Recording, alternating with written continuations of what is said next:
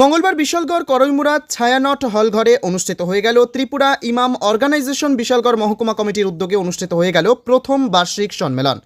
অনুষ্ঠানে প্রধান অতিথি হিসেবে উপস্থিত ছিলেন সুদূর আসাম রাজ্যের মাও আতাউর রহমান মাঝার ভুইয়া, বিশিষ্ট ইসলামিক চিন্তাবিদ মাওলানা আব্দুর রহমান কাশিমি সাহেব, ডক্টর জহিরুল হক, এছাড়াও সংগঠনের সম্পাদক ক আব্দুল কাদির সহ অসংখ্য মাওলানা, মসজিদ ইমাম এবং মসজিদ কমিটির সদস্যরা। মুসলিম সমাজকে সুষ্ঠু ও সুন্দর রাখতে স্থানীয় মসজিদ ইমামদের ভূমিকা থাকে অন্যতম। তাই ইমামদের যথার্থ সম্মান দেওয়াটা সমাজের প্রতিটি অংশের দায়িত্বে থাকা প্রয়োজন।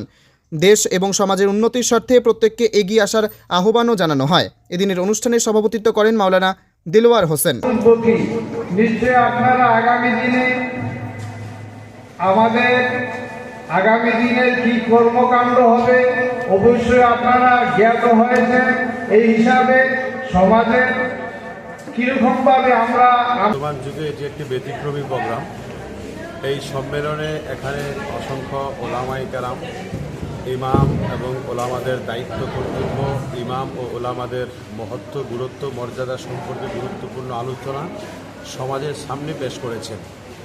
সত্যিকার অর্থে আমাদের সমাজে একজন ইমাম এবং মুয়াজ্জিন ও ওলামাদের যে সত্যিকার অর্থে কোরআন সুন্নাহ মোতাবেক যে মূল্যায়ন হওয়ার কথা, এটা অনেকটা দুর্বল অবস্থা এবং ইমাম এবং ওলামাদের ব্যাপারে আমাদের সমাজের সিংহভাগ মানুষের একটা দুর্বল ধারণা।